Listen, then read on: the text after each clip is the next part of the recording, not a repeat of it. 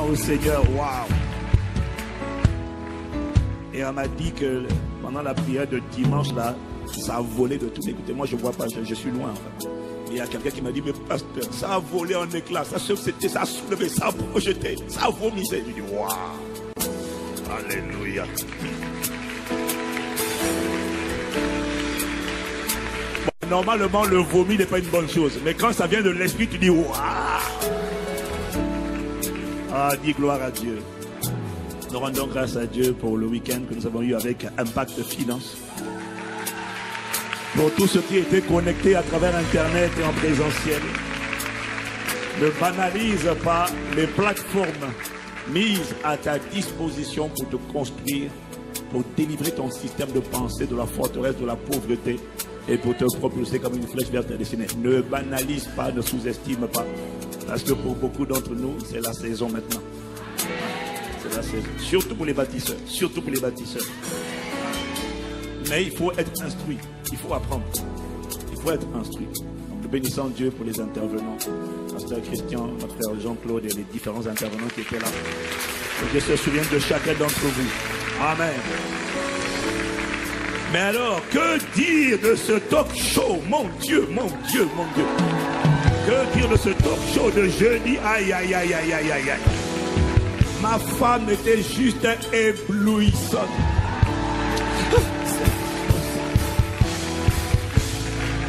Ouais, tu dis pas amen? Tu n'as pas reçu quelque chose? Mais alors donne-moi un amen vibrant comme le tonnerre. Mais je n'ai pas entendu ton amen. En tout cas, j'ai même reçu des messages de pasteurs. 8500 connexions en direct. J'ai reçu des messages de pasteurs qui m'ont dit c'était quelle sagesse, quelle sagesse. C'est pas tout de parler de mariage. Il faut que Dieu t'ait qualifié. Il y a trop de plaisanteries en mariage. Tais-toi, bébé, tu ne connais rien. Ne parle pas d'un message dont tu n'es pas le message. Quand tu as le message, ouvre ta bouche, parle. Tu seras écouté. Et Dieu a prouvé. En tout cas, nous sommes reconnaissants. Parce que nous sommes nombreux. Ton mariage va devenir un point de référence à la gloire de Dieu. Ton mariage, qu'importe la manière dont il a commencé, les difficultés que tu as traversées, ton mariage va rayonner la gloire de Dieu. Tant que tu es connecté à ce manteau prophétique et apostolique, le problème c'est que, enfin pas le problème, l'avantage c'est que la grâce est transférable. Je vois des grâces transférées. Oui, nous allons montrer qu'il est possible d'être une génération d'intégrité et de caractère, de loyauté, de fidélité dans le mariage.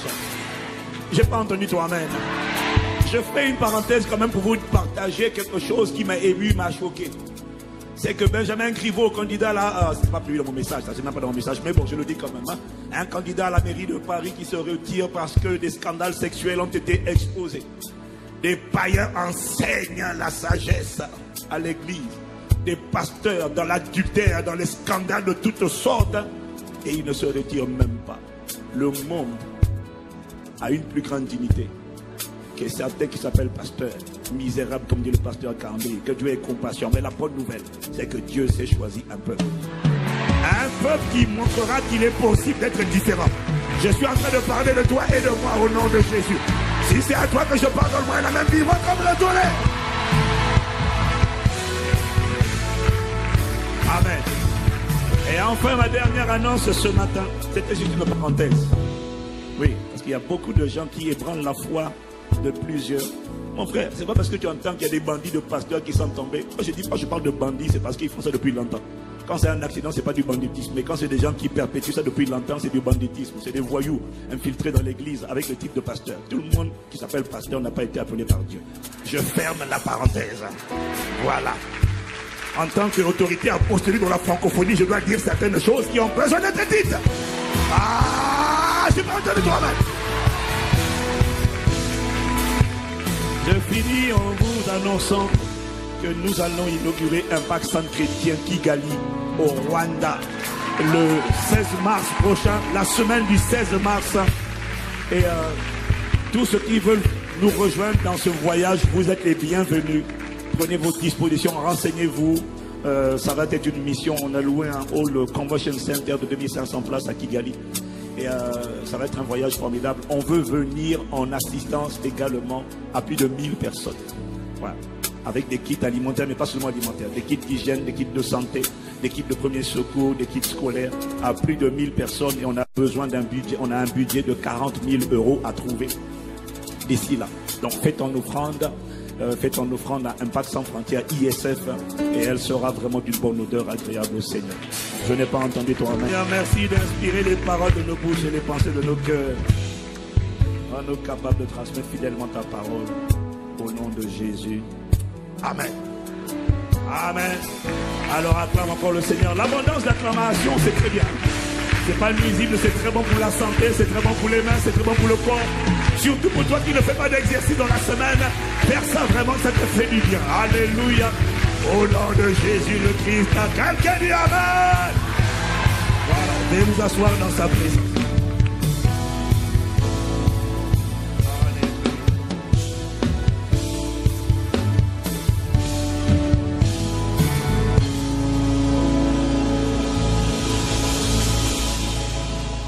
Le titre de mon message d'aujourd'hui s'intitule « Une vie réussie selon Dieu ». Une vie réussie selon Dieu. Nous sommes toujours en train de parler des types de prières qui te préparent, qui nous préparent à devenir inébranlables. Je te dis que dans cette décennie de la domination, je vois vraiment Dieu préparer un peuple à devenir inébranlable. Nous sommes en train de parler du type de prière conforme à la volonté du Père. Nous sommes en train de parler du type de prière que le Seigneur veut nous voir prier afin de nous exaucer. Nous sommes en train de parler des prières utiles et pas futiles, primaires et pas secondaires. Des prières qui donnent à Dieu l'autorisation de nous exaucer en relâchant sur nous, Église, une grâce surnaturelle qui nous place au-dessus de la mêlée. Une grâce surnaturelle qui nous rend capables de triompher du monde, de crucifier la chair, de dominer les ténèbres, de marcher par l'Esprit. Cette grâce est libérée sur toi au nom de Jésus. J'ai dit qu'elle est libérée sur toi au nom de Jésus. Le pasteur Christian a enseigné dimanche dernier sur l'importance donc de prier pour connaître l'importance de prier pour connaître la volonté de Dieu. Demander à Dieu la grâce de connaître sa volonté. Et le Saint-Esprit aujourd'hui m'a convaincu de revenir encore sur la même thématique, à savoir la prière pour connaître la volonté de Dieu. J'ai envie de te persuader encore à ma manière, avec mon approche qui m'a donné, de prier, pas seulement toi, mais nous, Église, de prier désormais les prières en s'appuyant sur la prière de Paul aux Colossiens, c'est-à-dire la prière du Nouveau Testament. Est-ce que quelqu'un me suit? J'ai envie de te supplier d'élever le niveau de prière et de prier les prières sur lesquelles tu tournais les pages. Tu disais, je ne comprends pas celle-là, donc je la tourne. Cette fois-ci, on va s'arrêter dessus parce que c'est la prière des épîtres.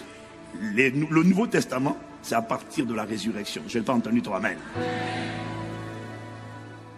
Donc, parmi les sujets de prière qui te rendent inébranlable, dont tu dois absolument demander à Dieu, tu dois demander la grâce de connaître, d'être rempli de la connaissance de sa volonté. Colossiens chapitre 1, versets 9 à 11, on lit d'abord avec la version Louis II. C'est pour cela que nous aussi, depuis le jour où nous en avons été informés, nous ne cessons de prier pour vous. Il ne cesse de prier pour vous. De prier pour quoi? Et de demander. Le mariage, non. Le travail, non. La percée, non. L'argent, non. Nous demandons pour vous que vous soyez remplis de la connaissance de sa volonté, en toute sagesse et intelligence spirituelle, pour marcher d'une manière digne du Seigneur et lui être entièrement agréable, ou encore pour lui faire entièrement plaisir, portant du fruit en toutes sortes de bonnes œuvres, et croissant par la connaissance de Dieu, fortifié à tous égards par sa puissance glorieuse, en sorte que vous soyez toujours et avec joie, persévérants et patients. Voilà le type de prière. Quand tu as lu ça, tu as tourné la page. Paul, je ne sais pas de quoi tu es en train de prier, mais je dis Amen. Mais je vais chercher les prières qui m'arrangent.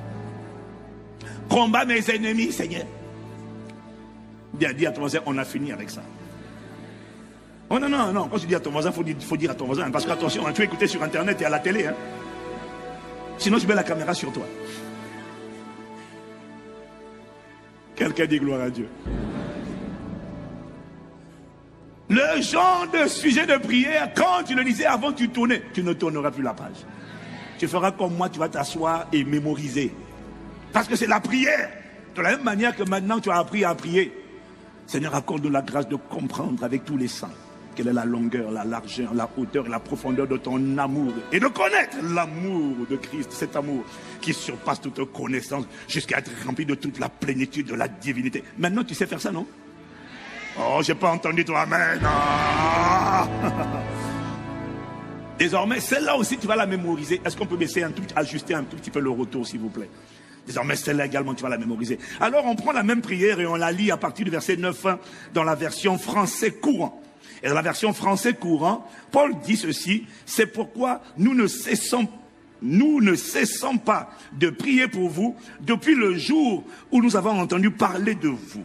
Nous demandons à Dieu de vous faire connaître pleinement sa volonté. Hé, ma soeur, je prie pour toi. Pasteur, tu pries pour quoi? Je prie que Dieu te fasse connaître pleinement sa volonté grâce à toute la sagesse et l'intelligence que donne son esprit. Après, attention, après maintenant il dit ainsi, c'est-à-dire le résultat de cette prière.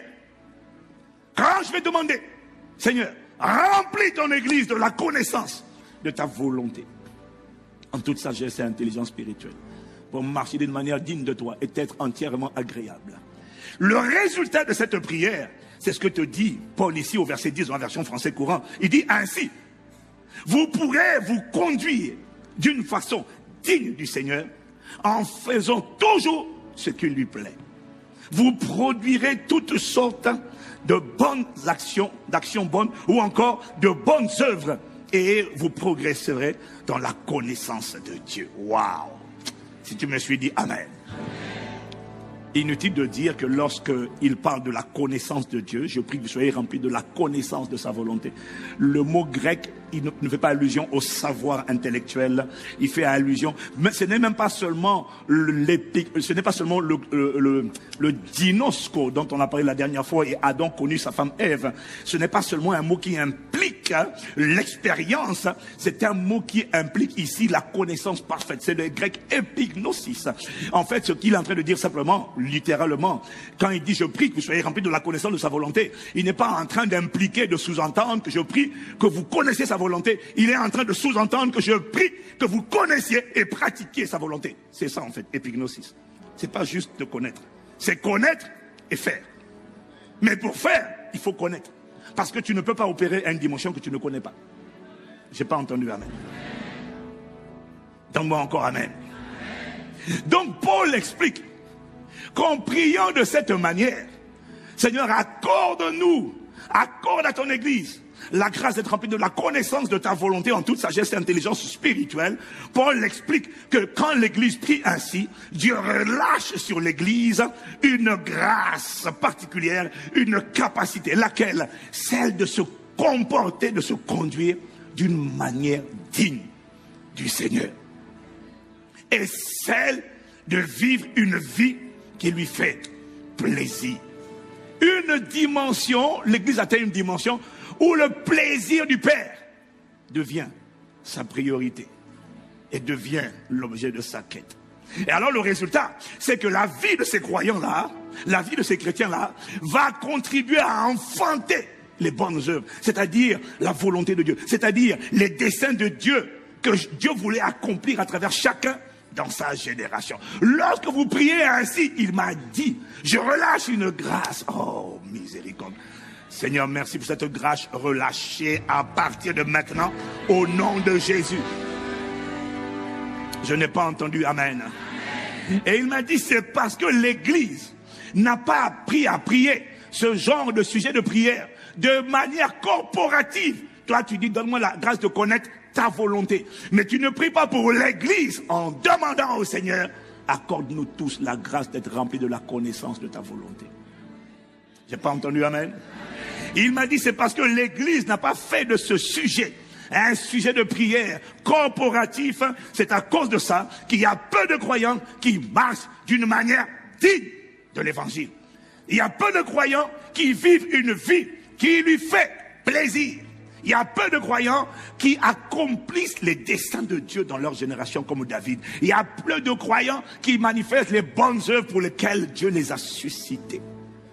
Pourquoi? Parce que vos sujets de prière ne sont pas conformes au Nouveau Testament. Vous avez pris tout, sauf les sujets de prière essentiels.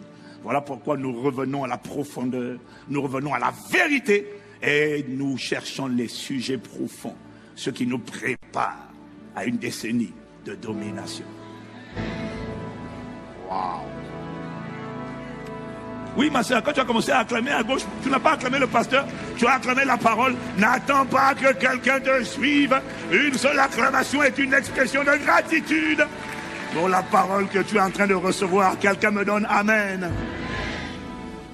Dis à ton voisin, prions pour recevoir la grâce de connaître sa volonté. Ouais.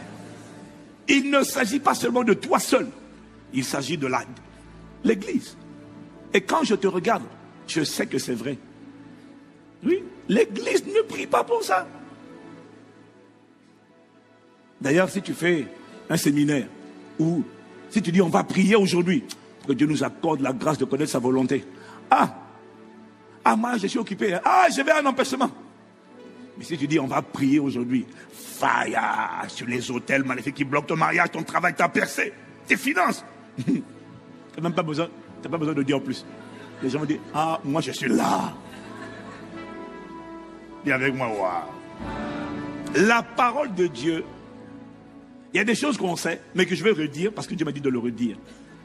Dis amen. Ouais. Je ne te dis pas ce que tu ne sais pas. Je te dis ce qu'il me dit de te dire. La Bible, la parole de Dieu, fait souvent référence à cette notion de la volonté de Dieu ou encore du plaisir de Dieu. Éphésiens 5. Verset 1, Éphésiens 1, verset 5. Éphésiens 1, verset 5.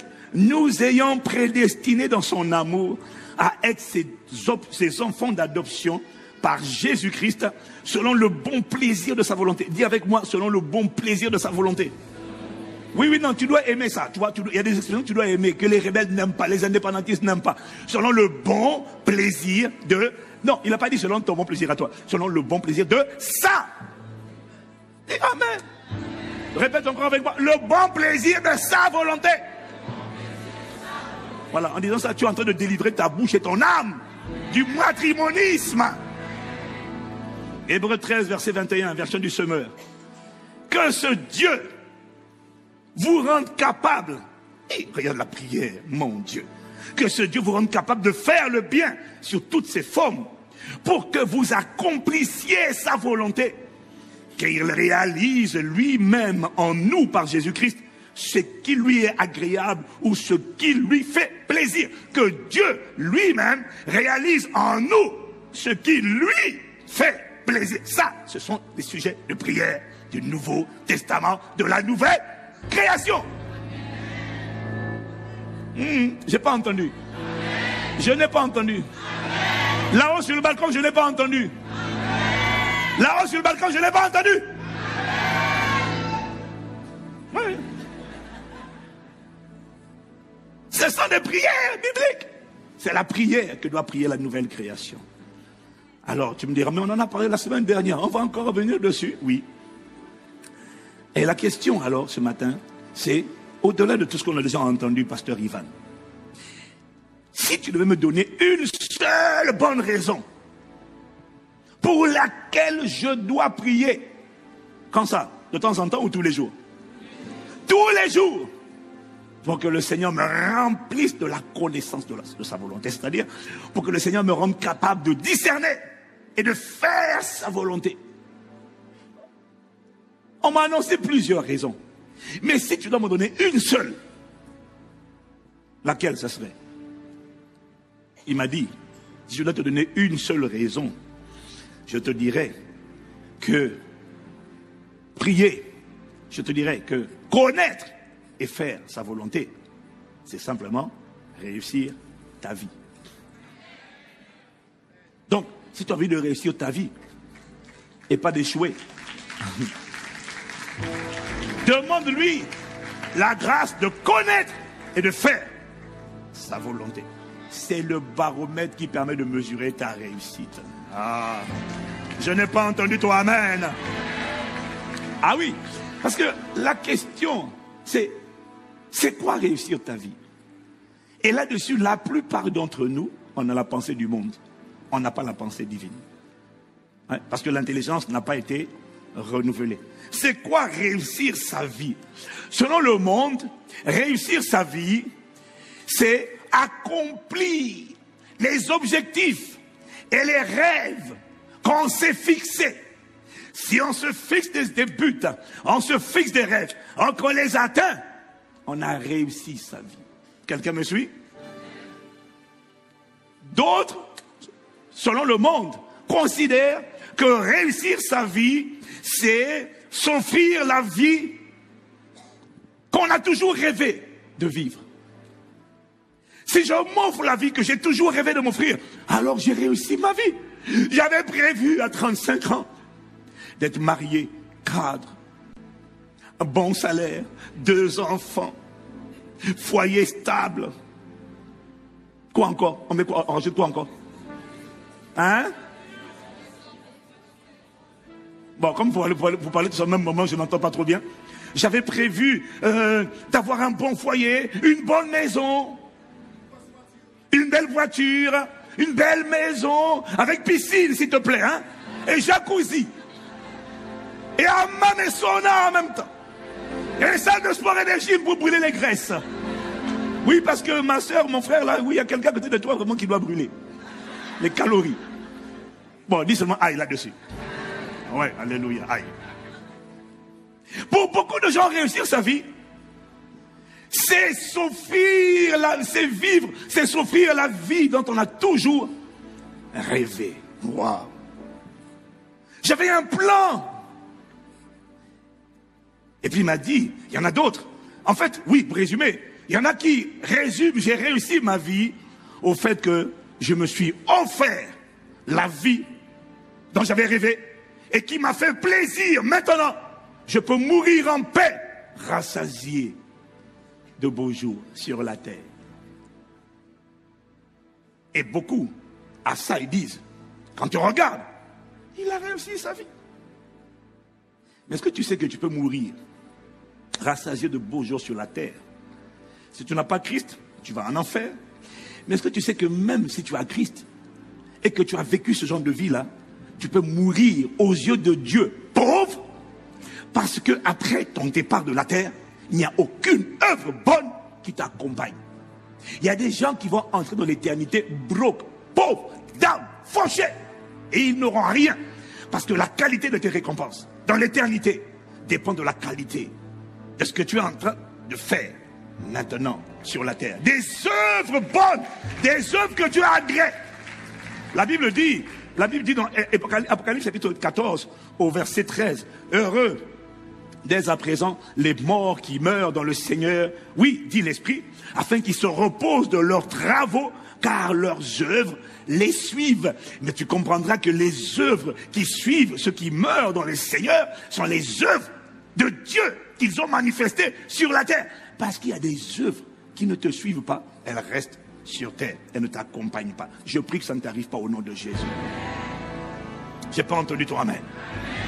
Donc, bien aimé, le Saint-Esprit m'a dit de te dire, si on s'arrête à la qualité de ta vie terrestre, je me suis offert la vie qui me faisait plaisir. Si on s'arrête à ça, ça veut dire que la plupart des méchants ont réussi leur vie sur la terre. Ouais, si c'est ça le baromètre, les méchants ont réussi. Hein. Beaucoup de méchants. Les dictateurs, les bandits, beaucoup. Trafiquants de drogue. Regarde ce que dit le psalmiste dans le psaume 73 au verset 2 à 5. Et on va lire le verset 12 à 17. Il dit, Toutefois, mon pied allait fléchir, mes pas étaient sur le point de glisser, car je portais envie aux insensés, en voyant le bonheur des méchants. Regarde-les, rien ne les tourmente jusqu'à leur mort, et leur corps est chargé d'embonpoint. Ils n'ont aucune part aux souffrances humaines, ils ne connaissent pas la galère, ils ne sont point frappés comme le reste des hommes. Alors on passe au verset 12. Ainsi sont les méchants, toujours heureux. Ils accroissent leur richesse. Maintenant, regarde la pensée de David. La pensée de celui qui écrit le psaume. Il dit, c'est donc en vain que j'ai purifié mon cœur, que j'ai lavé mes mains dans l'innocence. Chaque jour, eux, ils ne sont pas frappés. Moi, je suis frappé. Tous les matins, mon châtiment est là. Et si je disais, je veux parler comme eux, voici, je trahirai la race de tes enfants.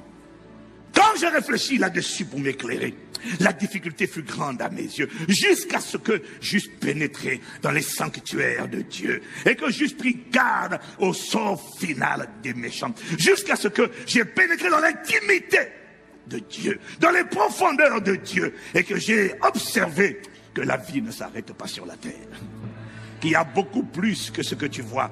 Il dit jusqu'à ce que j'ai pris garde au sort des méchants. Oui, tu les places sur des voies glissantes, tu les fais tomber et les mets en ruine, etc., etc., etc. Il est en train de dire à travers ce texte que ce que tu vois n'est pas la fin de l'histoire. Ah, je n'ai pas entendu toi, amen. La réussite n'a rien à voir avec la qualité des plaisirs que tu te seras offert sur la terre. La réussite n'a rien à voir avec la qualité des accomplissements, des exploits. J'ai créé tel produit, j'ai révolutionné le monde. La réussite n'a rien à voir avec ça.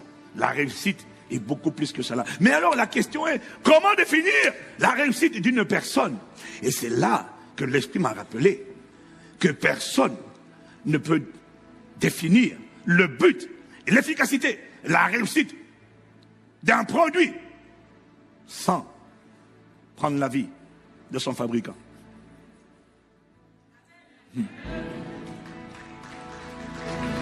Personne ne peut attester de la réussite d'une création en dehors de son créateur. Une création ne peut pas dire à une autre création, un homme ne peut pas dire à un homme, tu as réussi, mais tu ne peux pas dire, qu'est-ce que tu en sais? Celui qui peut dire que j'ai réussi, mais une voiture ne peut pas dire à une autre voiture, tu as réussi. Non, il faut demander à celui qui a fabriqué la voiture. Est-ce qu'elle fonctionne exactement comme tu as prévu qu'elle fonctionne? Ah.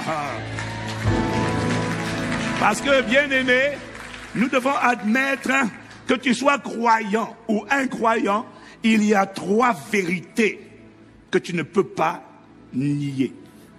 La première vérité, bien aimé, il faut qu'on soit un peu intelligent quand même, hein? D'accord?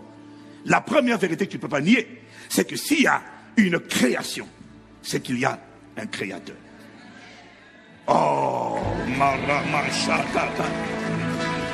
je n'essaie pas de te dire ce que tu ignores, j'essaie de te dire ce dont tu dois te rappeler et être conscient. S'il y a une création, c'est qu'il y a un créateur. Surtout s'il y a une création aboutie et ordonnée. S'il y a une montre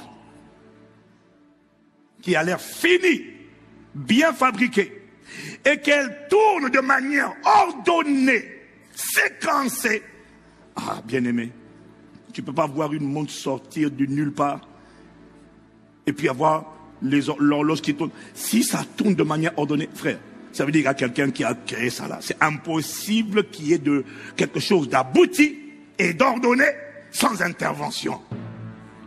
Sans intervention humaine, en ce qui concerne la terre. Si tu me suis, tu dis Amen. Je n'ai pas entendu Amen. Ça veut dire qu'il n'y a rien de plus insensé que la théorie du Big Bang. S'il y a... Non mais écoute, s'il y a une création finie, parfaite, je ne parle pas que de toi, parce que toi tu es un chef-d'œuvre de Dieu. Une créature si merveilleuse. Je parle de l'univers.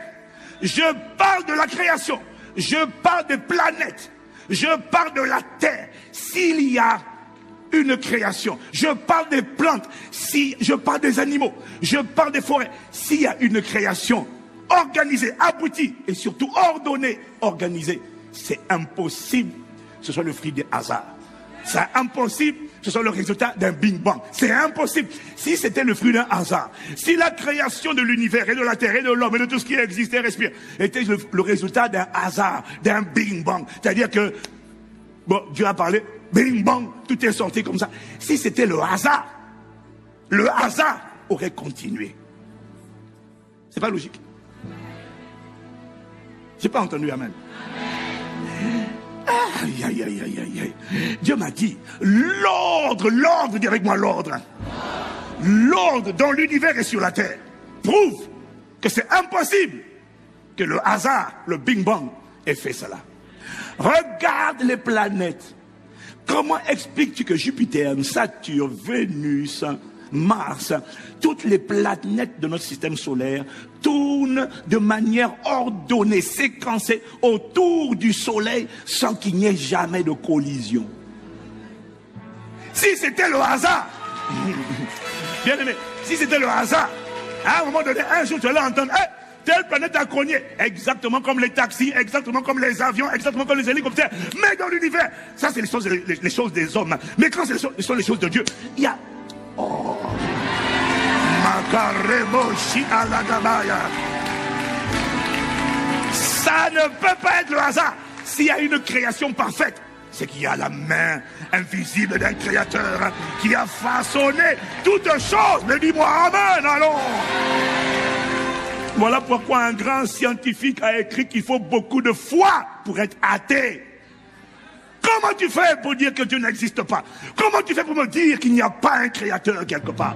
Appelle-le comme tu veux, il n'y a pas de problème. Mais tu ne peux pas me dire que c'est le hasard qui a créé cet univers. Non. Mais regarde la planète Terre. Bon, on va continuer avec l'espace. Là où se trouve la Terre, qui gravite autour du Soleil. Est-ce que tu sais que nous appartenons à un système solaire? Nous sommes dans un système solaire qui s'appelle comment? La Voie lactée. La Voie lactée est constituée d'après les scientifiques, de milliards d'étoiles et de planètes, dont 8000 à peine sont visibles à l'œil nu. Et ils te disent que dans l'univers, ça c'est notre système solaire, il y a des milliards d'étoiles et de planètes. Mais dans l'univers, ils disent qu'il y a des milliards de systèmes solaires. Et comme par hasard, il y en a un seul. On a trouvé la vie humaine pour l'instant. Et on n'en trouvera pas d'autres. Non, Jésus revient bientôt. Ils n'auront pas le temps de trouver. Ils n'auront pas le temps. Jésus revient. Oh,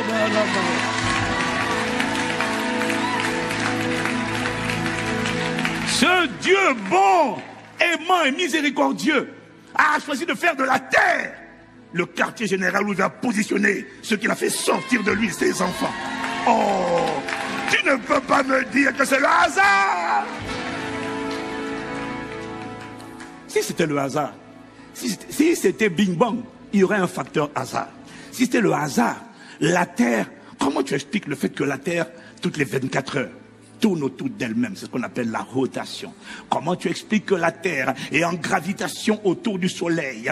Au bout de 365 jours, la Terre a fait un tour complet autour du Soleil. C'est ce qu'on appelle la révolution. Et on passe à une année suivante. Et il n'y a pas une semaine de retard. Il n'y a pas 2 jours de retard. La Terre tourne toujours. Il n'y a pas d'embouteillage. C'est-à-dire que... Oh,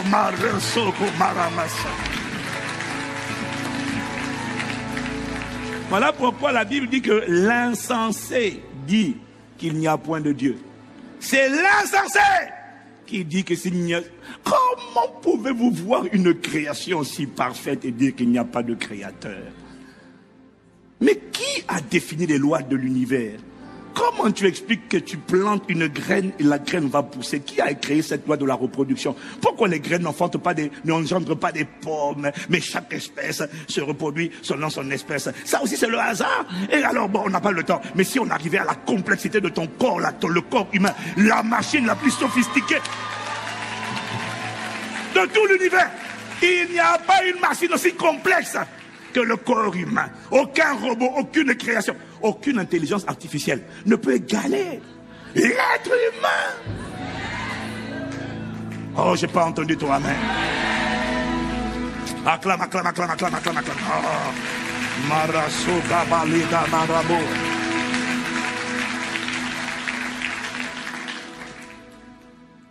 Incroyable. Tu prends des aliments, tu les prends grands, tu manges une pomme, sans que quelqu'un appuie sur un bouton. Ces aliments sont directement mastiqués et sont transformés en protéines, en glucides, en lipides, en protéines. Ces aliments sont directs, sans que quelqu'un appuie sur un bouton.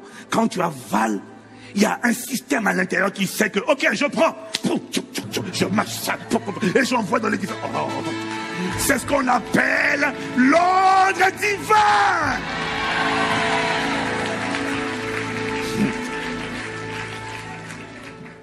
Dieu a créé ce corps à l'origine pour qu'il fonctionne tout seul. Normalement, à l'origine, il n'a même pas besoin de médecins, de médicaments. Il était censé se défendre tout seul. Dans ton sang, il y a des plaquettes, il y a le plasma, il y a les globules rouges, les globules blancs. Les globules rouges transportent l'oxygène dans tout ton organisme. Les globules blancs, les forces spéciales qui sont chargées de défendre ton organisme contre toute intrusion, agression extérieure. Dès qu'on t'attaque, dès qu'un virus rentre dans ton corps, une bactérie tueuse, un microbe rentre, tout de suite, on ne sait pas qui parle. C'est comme s'il y a un commandement qui dit, force spéciale, allez vers la zone infectée, allez. Oh. Qui a dit aux globules blancs de faire ça? Et qui a dit aux plaquettes, dès que ton corps se blesse, qui a dit aux plaquettes de se mouvoir vers la zone où tu étais blessé et de commencer à cicatriser la plaie tout seul? Oh, paro comme ça. Bien aimé, s'il y a une création parfaite et ordonnée, c'est qu'il y a un. Acclame, acclame, acclame, acclame, acclame. Malasata le masotoke, que le bosita le masotoko, regosite, la mama. Oh, j'acclame le Créateur, parce que la bonne nouvelle, c'est que le Créateur est mon papa, il est mon père. Oh, Maraco seca limabosa. Quelqu'un me donne la main. Ah, c'est toi, c'est toi, c'est toi. Comment peux-tu me dire que c'est le hasard? Bing bang. Comment ça? Sois un peu intelligent. Et ce sont ces gens-là qu'on appelle intelligents. Ceux qui nous disent que toi, tu viens d'un chimpanzé évolué. Miséricorde. Et que le monde est sorti d'un bing bang. Comment? Ton corps est sorti d'un bing bang? Ta montre est sortie d'un bing bang? C'est comme si tu me dis un sac est sorti d'un bing bang. Mais comment? Réfléchis. Sois intelligent un peu. Comme dit le pasteur Cambry. Soyez un peu intelligent quand même. Hein? Messieurs, la communauté scientifique francophone française, soyez un peu intelligent. Ouais. Parce qu'aux États-Unis, il y a beaucoup de croyants qui savent, qui ont vu la création, ils ont dit c'est impossible, il n'y a pas de créateur. This is a God thing. Ça, c'est la main de Dieu. Ah oui. En Russie, en Israël, il y a beaucoup qui, à force d'explorer, se mettent au garde à vous. Ils ne savent peut-être pas comment on l'appelle. Mais ils savent qu'il y a un créateur. Bon, ça c'est la vérité numéro 1. La vérité numéro 2, c'est que s'il y a un créateur, c'est qu'il y a un but à sa création. La Bible dit que dans Proverbe 4, dans Proverbe 16, Proverbe 16 au verset 4, que Dieu, le Seigneur, a fait toutes choses, a tout fait dans une intention précise, ou encore le Seigneur a tout fait pour un but. S'il y a un créateur, il y a une création. Il y a toujours un but qui est assigné à la création. Je n'ai pas entendu toi-même. Et Colossiens 1, verset 15 à 16, Colossiens 1, verset 15 à 16 nous dit à propos de Christ, il est l'image du Dieu invisible, le premier-né de toute la création. Car en lui, écoute bien, en lui ont été créées toutes les choses qui sont dans les cieux et sur la terre, les visibles et les invisibles, trône, dignité, domination, autorité. Tout a été créé par lui, en parlant de Christ, et pour lui. Tout. Dans tout, il y a le mot tout. Tout signifie tout. Veuille ou veuille pas, tu as été créé par la parole pour le plaisir de la parole. Et cette parole s'appelle Jésus-Christ. Ah. Si au-delà toi tu dis non, c'est pas vrai, mon ami, tu as été créé. Tu ne t'es pas créé, tu as été créé. Et juste pour t'humilier et me rendre humble, il a permis que toi et moi on connaisse la mort pour humilier l'homme et le rendre humble et savoir qu'il ne contrôle pas tout. Ouais. Quelle que soit ta technologie, ta science, t'inquiète pas, tout le monde va aller là-bas. Mais nous, Quand le corps sera parti, notre esprit sera là-haut. Oh, donne-moi amen. Tout a été créé par lui et pour lui. C'est-à-dire pour son plaisir, pour sa volonté. Ça, c'est la vérité numéro 2. Première vérité, s'il y a un créateur, c'est que s'il y a une création, c'est qu'il y a un créateur. Deuxième vérité, s'il y a un créateur, c'est qu'il y a un but assigné à chacune de ces créations. Troisième vérité, c'est que la création est une réussite seulement lorsqu'elle réalise le but pour lequel son créateur l'a créé. Il n'y a personne qui peut définir la réussite en dehors de ton créateur.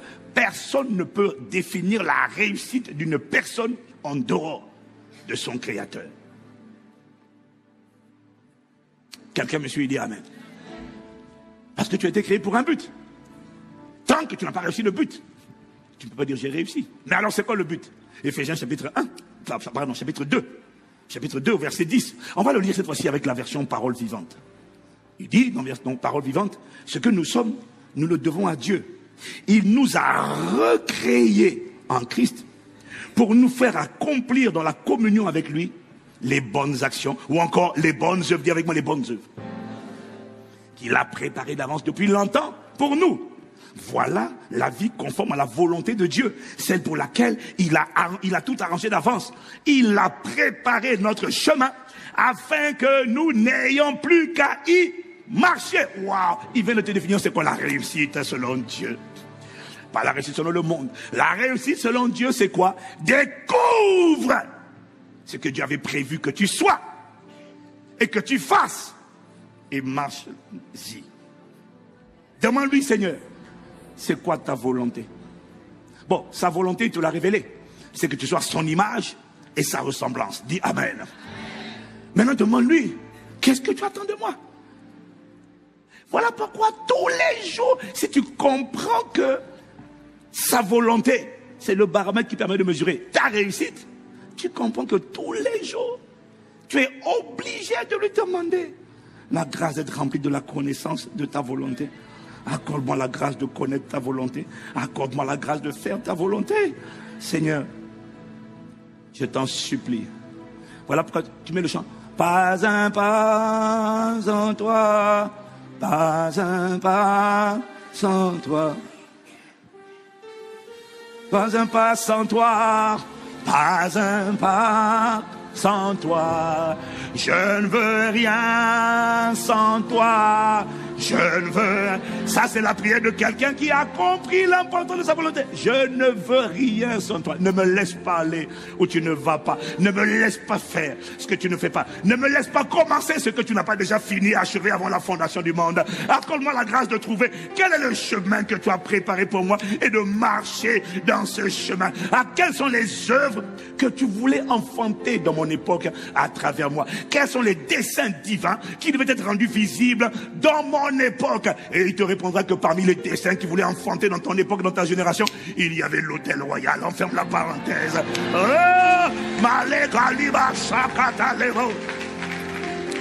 Quelqu'un a raté une bonne occasion pour dire amen.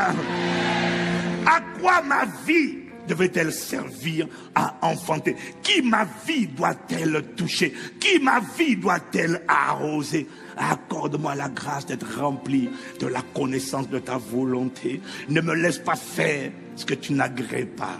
Ne me laisse pas être ce que tu n'es pas. Ne me laisse pas aller où tu ne veux pas que j'aille. Je t'en supplie. Tu as dit dans ta parole, dans le psaume 32, verset 8, tu as dit, je t'instruirai, je te montrerai la voie que tu dois suivre, je te conseillerai et j'aurai le regard sur toi. Père, je te demande que tu me traites selon ta parole. C'est-à-dire, donne-moi tes instructions, donne-moi ta feuille de route, pas ma volonté, pas mes projets, pas mes ambitions, mais qu'est-ce qu'il y a dans ton cœur pour aujourd'hui? Qu'est-ce qu'il y a dans ton cœur pour cette semaine? Qu'est-ce qu'il y a dans ton cœur pour cette année? Qu'est-ce qu'il y a dans ton cœur pour cette saison? Qu'est-ce qu'il y a dans ton cœur pour cette décennie? Qu'est-ce qu'il y a dans ton cœur? Révèle-moi tes voies, enseigne-moi tes sentiers, montre-moi les chemins.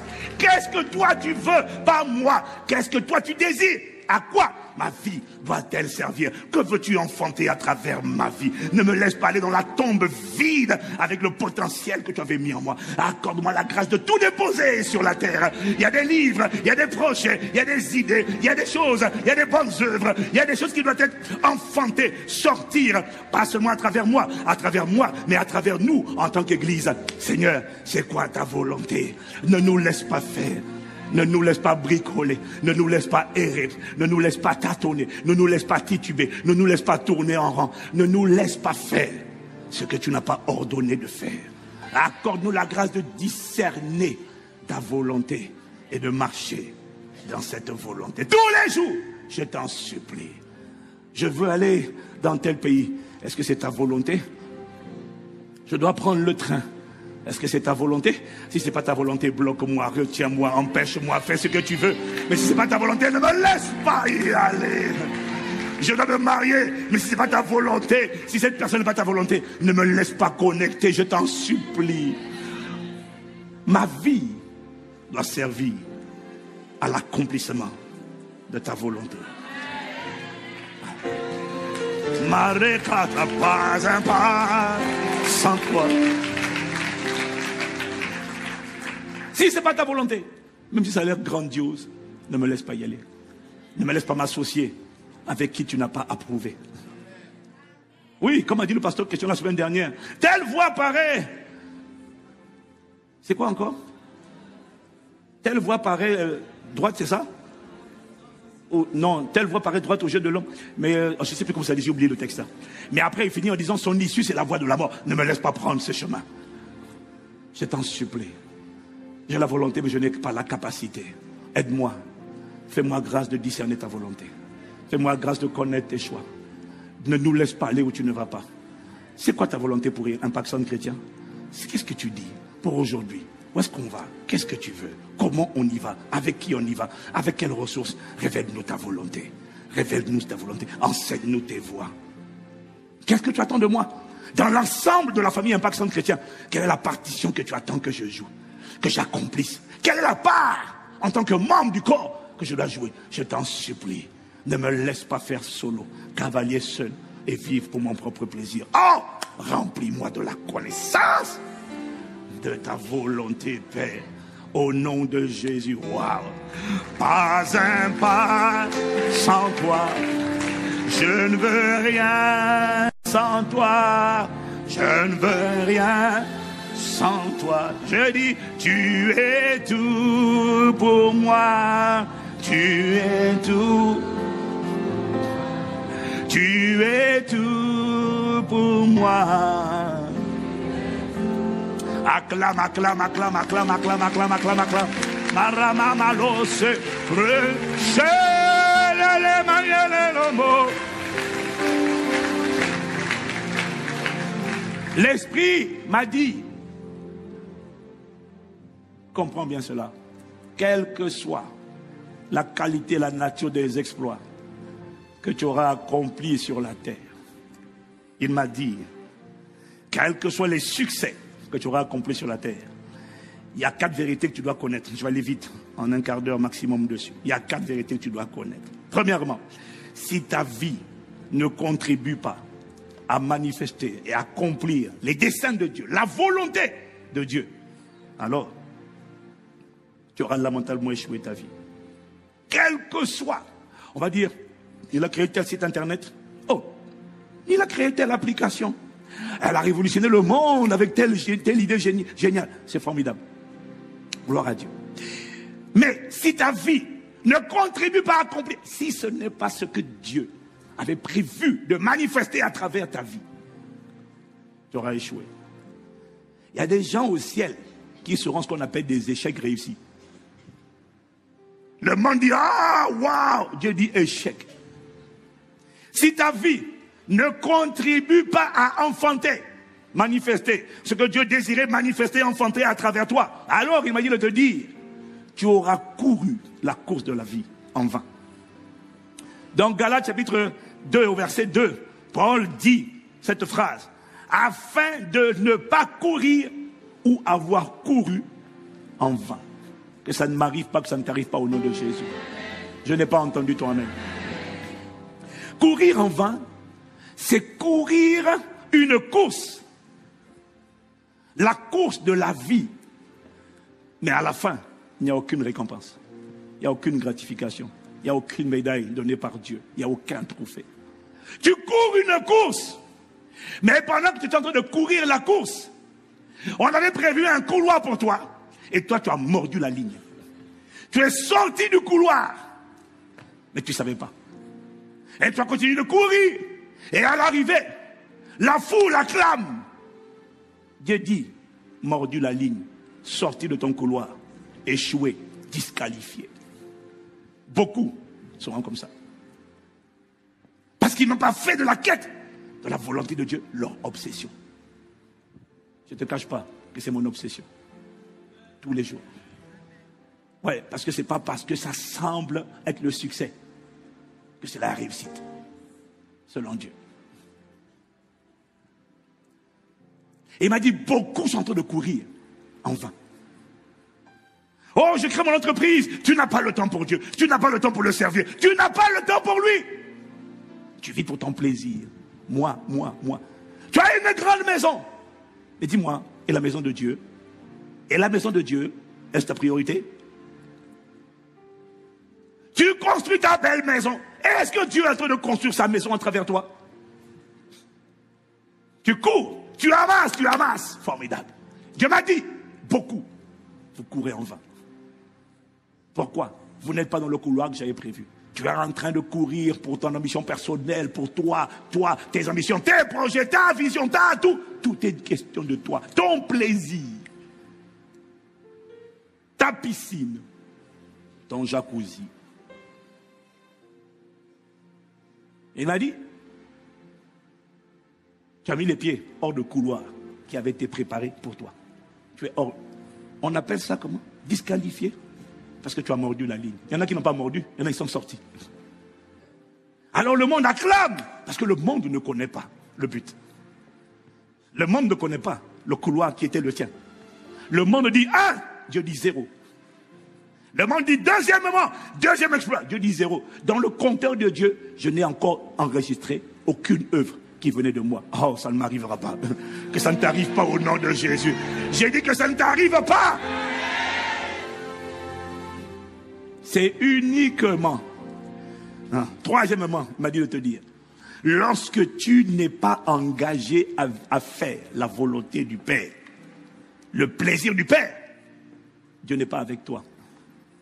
Dieu est en toi par son esprit. Mais dans la Bible, l'expression avec toi, Dieu est avec toi lorsque tu es en mission. Lorsque tu es en train de faire sa volonté. Tout le monde dit, oui, mais Jésus a dit, je serai avec vous jusqu'à la fin du monde. Mais oui, mais tu n'as pas lu le texte. Tu ne l'as pas bien lu. Il commence dans Matthieu 28, à partir du verset 19, par aller. Faites de toutes les nations des disciples. Après, il dit, et voici, je suis avec vous tous les jours jusqu'à la fin du monde. Il n'a pas dit ça à tout le monde. L'expression avec, c'est-à-dire qu'il t'accompagne. Il t'accompagne quand tu vas sur sa parole. Il t'accompagne quand tu es en train de faire sa volonté. C'est pour ça qu'il y a des gens qui ont fait des voyages. Le voyage là t'a coûté beaucoup. J'ai vu des gens faire des voyages. Je vais aux îles Canaries, ou je vais aux îles à Bangkok, à Phuket. Phuket, c'est ça? C'est quoi? Excusez-moi, moi je ne connais pas. Phuket, hein? Phuket. Waouh! Phuket, Chakata. Je vais loin en Thaïlande pour me faire plaisir. Dieu n'est pas contre ça. Mais est-ce qu'à cet instant-là, c'est là-bas qu'il te voulait? Est-ce qu'il ne te voulait pas en mission quelque part? En train de porter la charge, en train d'évangéliser, en train de gagner des âmes? Je ne dis pas de ne pas y aller. Mais est-ce que tu es sûr que tu l'as demandé? Seigneur, est-ce que c'est ta volonté que j'y aille? Et tu es parti. Et dès que tu arrives, pourquoi il n'y a pas de problème? Dès que tu arrives, un simple insecte a piqué la personne. Allergie, le corps a enflé de tous les côtés. Mieux vaut être malade chez soi. Hein? C'est quand tu es malade à l'étranger. Moi, j'ai eu un problème gastrique en vacances dans le bateau. Ah ouais? Je suis allé faire une croisière avec la famille sous la volonté du Seigneur. Sauf que je n'ai pas eu la sagesse j'ai entamé un cure de détoxification du foie. Et je pensais qu'il fallait... Moi, vraiment, j'ai un zèle bizarre. Je pensais qu'il fallait combiner tous les produits en même temps. Donc, j'ai explosé les doses. Donc, mon estomac dit petit. Et j'ai découvert, il faut mieux être malade chez soi. Oui. Parce qu'on m'a fait acheter, je ne sais pas combien d'euros, un comprimé. C'est-à-dire que là où tu as la boîte de Doliprane, à un certain prix, là-bas on me vendait le comprimé de Doliprane au moins à 2 euros. J'ai dit comment? C'est du vol. Ils ont dit, il n'y a pas de pharmacie, il n'y a pas de pharmacie ici, monsieur. Malo, Shilo, Kabbalah, Sataya. Dieu est avec toi quand tu fais sa volonté. Voilà pourquoi il y a des endroits où tu vas aller. Il y a des flèches qui t'ont atteinte. Des flèches de jour. Des terreurs de nuit t'ont frappé. Ce n'est pas seulement la prière qui te protège. Parce que si tu vas là où Dieu t'a pas dit d'aller, tu peux invoquer le sang, les anges comme tu veux. Il n'y a pas de protection dans la désobéissance. Si tu ne me crois pas, demande à Jonas.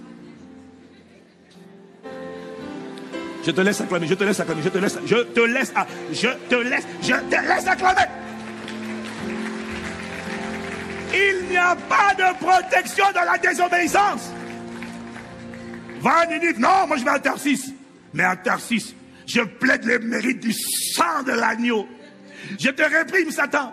Satan dit, ta désobéissance t'a disqualifié. La main de Dieu a été retirée de toi. Tu es vulnérable. Ta désobéissance te rend comestible pour les démons. Ça ne t'arrivera plus par la grâce de Dieu. Parce que désormais, toi et moi, nous prierons pour être remplis de la connaissance de sa volonté en toute sagesse et intelligence spirituelle pour marcher de manière digne du Seigneur. Et lui être entièrement agréable, portant du fruit, par toutes sortes de bonnes œuvres et croissant à tous égards. Par la connaissance de Dieu fortifiée à tous égards. Par sa puissance glorieuse, en sorte que nous soyons toujours avec joie, persévérants et patients.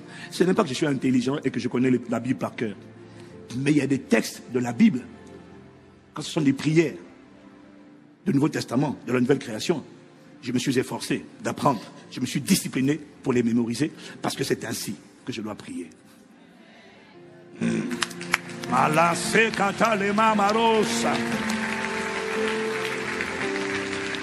Je finis en te disant, il m'a dit, la quatrième vérité que tu dois savoir, quels que soient les exploits que tu accompliras sur la terre, quels que soient, la quatrième vérité que tu dois savoir, c'est que c'est uniquement en faisant sa volonté que tu vas connaître, expérimenter la joie indescriptible et pleine de gloire.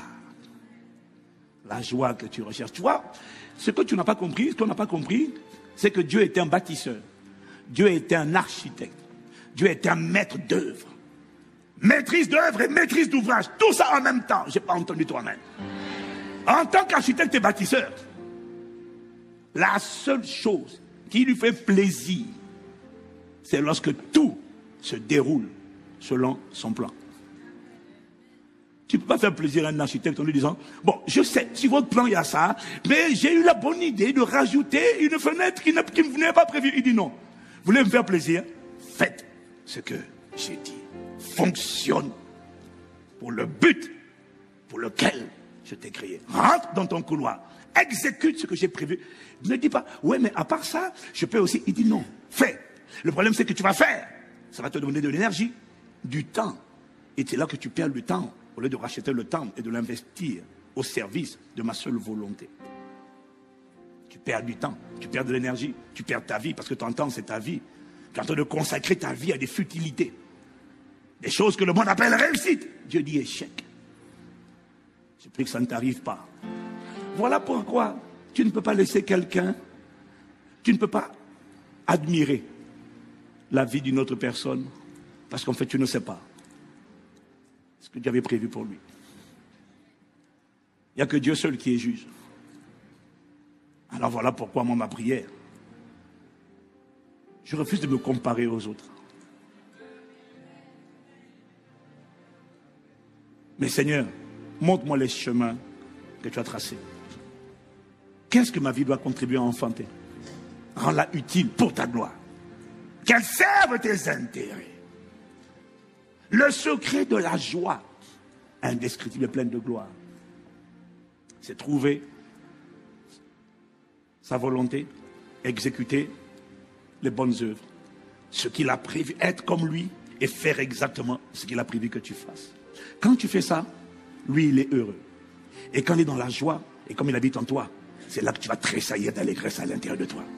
Et soudainement, tu sens monter en toi une joie, mais qui n'est pas due au monde, qui n'est pas due à la maison luxueuse, à la piscine et au jacuzzi. Tu sens monter en toi une joie qui est juste le fait que le Père te dise bien joué, bon et fidèle serviteur. Hein? À la joie de ton maître. Hein? C'est comme ça que tu vois des passages que tu ne comprends pas. Actes chapitre 4, je crois, au chapitre 5, verset 41. Les apôtres se retiraient du Sanhédrin, c'est ça? Actes chapitre 4 ou 5, verset 41. Les apôtres se retirèrent du Sanhédrin, joyeux. Oui, c'est ça. Devant le Sanhédrin, joyeux d'avoir été jugés dignes de subir des injures, des outrages, pour le nom de Jésus. On les a frappés. Et ils sortent de là et disent, yes! Pourquoi? Parce que le Père a dit, vous avez répondu la parole. Je prends plaisir. Et ce plaisir est monté en eux. N'est-il pas triste de constater que finalement aujourd'hui, l'Église est exactement comme le monde? Il n'y a même plus de différence. C'est normal que le monde soit dans la dépression. Il ne connaît pas Dieu. C'est normal qu'on trouve la tristesse, le découragement, la dépression, l'inquiétude, le stress, l'angoisse, les soucis dans le monde. C'est normal. Mais dans l'Église, l'Église est remplie d'hommes et de femmes qui, exactement comme les mondains, vivent la tristesse, la peur, le stress, le découragement, dépression. Hey! Tu as le courant, l'électricité, tu as l'eau, tu as le gaz, tu as un système de santé, tu as l'accès au crédit. On n'a pas ça dans beaucoup de pays. Hein? Tu n'as pas de guerre, tu n'as pas de tir dans les rues, tu n'as pas de guerre civile. Il y a quoi encore? Tu n'as pas quoi encore? Hein? Tu n'as pas de coup d'État, tu n'as pas de persécution, tu n'as rien. Il n'y a rien qui te combat. Mais malgré tout, la France est le premier pays consommateur d'antidépresseurs en Europe. Et l'Église est infectée. Dépression à gauche, découragement à droite, abattement, tristesse. Comment ça se fait dans l'Église? Il m'a dit, c'est parce que vous êtes nombreux à poursuivre des mirages, chercher, désirant vivre une vie comme le monde, qui vous fait plaisir. Et même quand vous avez ces plaisirs, vous n'avez toujours pas la joie. Voilà pourquoi beaucoup qui ont ces plaisirs sont dans l'alcool. À quoi ça sert d'être milliardaire et de prendre la drogue? Hey, laisse les pauvres prendre la drogue. Un milliardaire multi qui prend la drogue pour oublier. Pourquoi? Il n'est pas joyeux. Plus que jamais, Seigneur, accorde-nous la grâce d'être remplis de la connaissance de ta volonté, en toute sagesse et intelligence spirituelle, pour marcher d'une manière digne du Seigneur et d'être entièrement agréable. Pas un pas sans toi. Je ne veux rien sans toi. Je ne veux rien sans toi. Tu es tout pour moi. Tu es tout pour moi. Pas un pas sans toi. Pas un pas sans toi. Pas un choix sans toi. Pas un choix sans toi. Pas une voix sans toi. Pas une voix sans toi. Je ne veux rien sans toi, je ne veux rien sans toi. Tu es tout pour moi. Tu es tout pour moi. Tu es tout pour moi. Tu es tout. Oh, ne me laisse pas faire la volonté d'un homme. Je te prie. Malama Chalé. voir là où tu es, bien-aimé. Revenons à Dieu. Revenons à la volonté du Père. Revenons au plaisir. Revenons, Église. Salé kadamama. C'est les mama. Sagade le mama. So.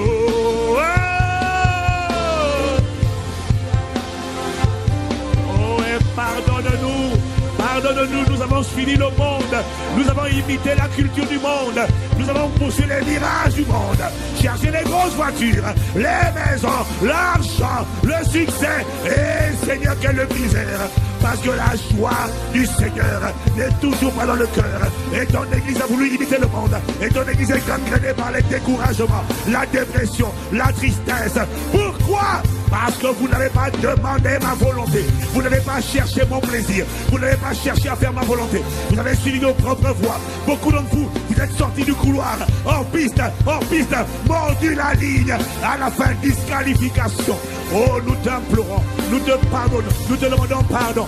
Pardonne nos séductions, pardonne nos folies, pardonne nos raisonnements, pardonne nos hauteurs, pardonne les pièges. Accorde-nous la grâce de faire de ta volonté notre quête quotidienne, notre obsession, notre quête, notre passion. Accorde-nous de la grâce de rechercher ta volonté. Oh, nous te supplions, accorde-nous la grâce en tant qu'Église d'être remplis tous ensemble de la connaissance de ta volonté en toute sagesse et intelligence spirituelle, afin que nous puissions marcher d'une manière digne de toi et te faire plaisir, et te faire plaisir, et te faire plaisir. Ton plaisir, oh, nous te supplions. Ne nous laisse pas nous faire plaisir. Fais-nous chercher ton plaisir. Nous t'implorons par le pouvoir que tu as de t'assurer que toutes choses. Rends-nous capables. Allez, pas un pas. Chez les Mayas, les gâteaux massita Maya. Chez les Babosa. Chez les Lamaya, la Maya, la Mo. Oui, anda. C'est plus qu'une chanson, c'est un appel à l'aide, un appel à la capacité de Dieu.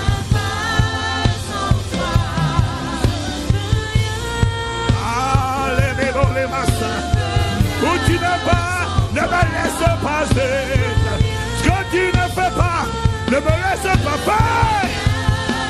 Ce que tu ne dis pas, ne me laisse pas dire.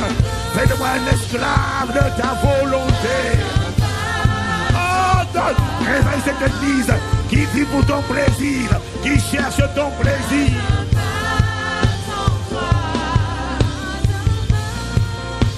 Arrêtez Manassa, chez les Kabali, château les Manaraba.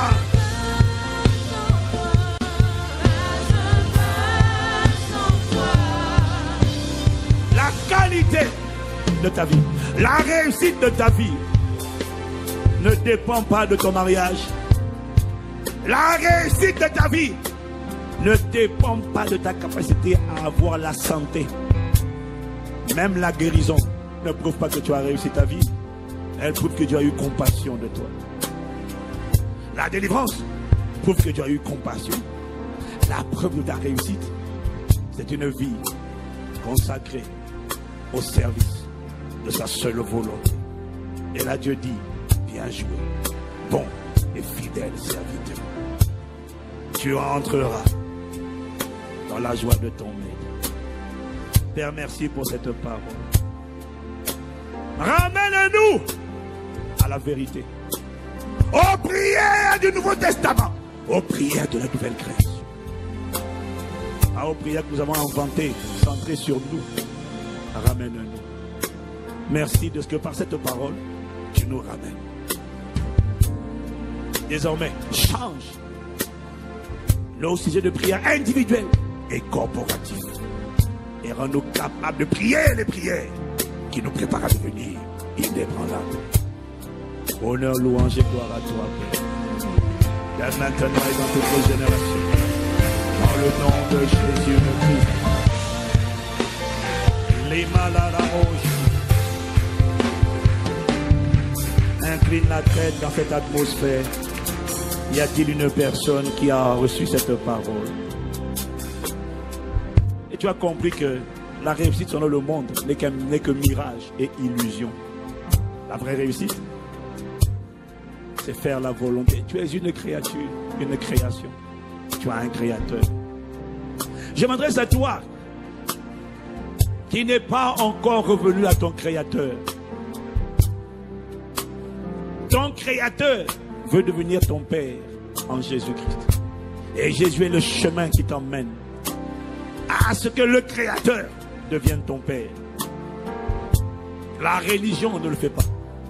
La religion ne révèle pas Dieu comme étant le Père. Jésus seul a dit: nul ne vient au Père que par moi. Veux-tu revenir au Père ce matin? Tu étais perdu. Si tu ne connais pas Jésus, tu es perdu. Si tu n'as pas donné à ta vie à Christ, tu es perdu. Il te tend la main. Jésus est le bras de Dieu tendu vers les hommes dans sa miséricorde et de son amour pour les ramener à lui. Mais il y a également toi, brebis égarée, qui t'es éloigné du troupeau. Tu t'es séparé de Dieu. Tu es retourné dans le monde. Mais aujourd'hui, tu entends cette parole et tu reconnais que tu étais dans le troupeau et tu veux revenir. C'est à vous deux, ces deux catégories de personnes que je parle. Si c'est à toi que je parle, sors des rangées, viens devant. En 2 minutes, je vais prier pour toi. Et l'église va prier avec toi également. En 2 minutes. Dans les campus connectés, sors des rangées, viens devant. Brebis égarée et enfant perdu. Le Père veut te ramener à lui. Le maître, le bon berger veut te faire revenir sur son chemin. Te faire revenir à lui. Te ramener dans sa bergerie. Sors des rangées rapidement. Ne regarde ni à gauche ni à droite. C'est un moment personnel. C'est une décision importante. C'est l'une des décisions les plus importantes. C'est même la décision la plus importante de ta vie. Celle qui détermine le passage de la mort à la vie, des ténèbres à la lumière. Et il dit que s'il y a une seule personne qui répond à cela, lui, il est dans la joie. Alors, ne te dis pas je suis le seul. Non. Il dit que s'il y a une seule personne qui revient à lui, le cœur du Père est dans la joie. Qui est cette personne ce matin qui veut revenir au Père? Qui est cette personne qui veut revenir? Qui est cet enfant qui était mort, qui veut revenir à la vie? Qui est cette brebis qui était égarée, qui veut revenir dans le troupeau? C'est à toi que je parle. Alors que l'assemblée incline la tête.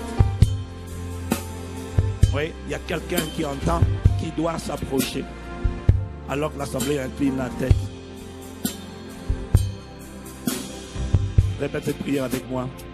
Seigneur Jésus, j'ai entendu ta parole. Je te demande pardon pour ma misère, pour ma séparation. Je ne te connaissais pas, mais ce matin, viens dans ma vie. Pardonne mes péchés. Lave-moi par ton sang précieux. Entre dans ma vie. Change-moi. Réécris mon histoire et fais de moi la personne que tu m'appelles à être. Je te reçois comme mon sauveur et mon Seigneur au nom de Jésus. Si tu as prié cette prière sur internet ou dans une église connectée ou ici, sors des rangées rapidement sur internet, clique sur le bouton et tu vas recevoir un formulaire qui va t'indiquer. Tu vas envoyer salut et tu vas recevoir un formulaire à remplir et on te contactera dès cette semaine. Lève la main avec moi pour les bien-aimés qui sont approchés ce matin. Seigneur, merci pour ta main qui est étendue sur nos frères et sur nos sœurs. Il y a de la joie dans le ciel parce que des pécheurs sont revenus à toi. Que ta miséricorde les localise. Que la soif de toi les saisisse. Donne, accorde-leur la grâce de réussir leur vie et de la consacrer au service de ta seule volonté. Merci, Père, au nom de Jésus. Amen. Est-ce que tu es en train d'acclamer Dieu? Est-ce que tu es en train d'acclamer Dieu? Alors, bien-aimés, je vous en prie, je les envoie par où? On a notre équipe de conseillers avec une sœur charmante qui s'appelle Inès. Waouh! Il y a notre équipe de conseillers bien-aimés. Alors, Internet, s'il vous plaît, envoyez un numéro, envoyez le mot salut à ce numéro, enregistrez-le et vous allez recevoir le formulaire. Dès cette semaine, on va prendre contact avec vous. Et vous qui vous êtes approchés, je vais vous demander de suivre notre équipe de conseillers. Ça va juste durer quelques minutes. On va vous expliquer c'est quoi cette prière que vous venez de faire. On va vous prendre par la main. Et cette semaine, on est ensemble. J'ai fait cette prière en 1995. On m'a accompagné, on m'a pris par la main et on m'a aidé à devenir ce que je suis devenu. C'est ce qu'on veut faire avec vous. Amen. Amen. Est-ce que vous pouvez m'aider à acclamer le Seigneur? Mon frère, sur ma gauche. Mais mieux que ça, mieux que ça, mieux que ça, mieux que ça. Pas un pas sans toi. Je ne veux rien.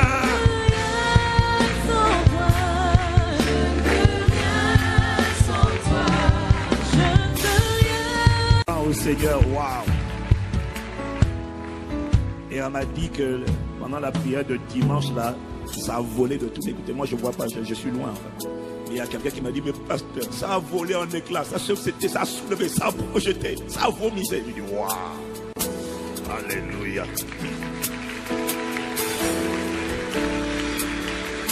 Bon, normalement, le vomi n'est pas une bonne chose, mais quand ça vient de l'esprit, tu dis, waouh. Ah, dis gloire à Dieu. Nous rendons grâce à Dieu pour le week-end que nous avons eu avec Impact Finance. Pour tous ceux qui étaient connectés à travers Internet et en présentiel.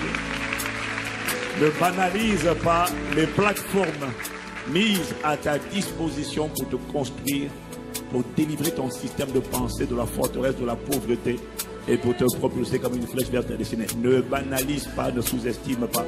Parce que pour beaucoup d'entre nous, c'est la saison maintenant. C'est la saison. Surtout pour les bâtisseurs. Surtout pour les bâtisseurs. Mais il faut être instruit. Il faut apprendre. Il faut être instruit. Donc nous bénissons Dieu pour les intervenants. Pasteur Christian, notre frère Jean-Claude et les différents intervenants qui étaient là. Que Dieu se souvienne de chacun d'entre vous. Amen. Mais alors, que dire de ce talk show? Mon Dieu, mon Dieu, mon Dieu. Que dire de ce talk show de jeudi? Aïe, aïe, aïe, aïe, aïe, aïe, aïe. Ma femme était juste éblouissante.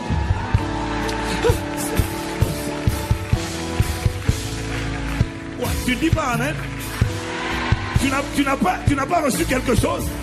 Mais alors donne-moi un amen vibrant comme le tonnerre. Mais je n'ai pas entendu ton amen. En tout cas, j'ai même reçu des messages de pasteurs. 8500 connexions en direct. J'ai reçu des messages de pasteurs qui m'ont dit c'était quelle sagesse, quelle sagesse. C'est pas tout de parler de mariage.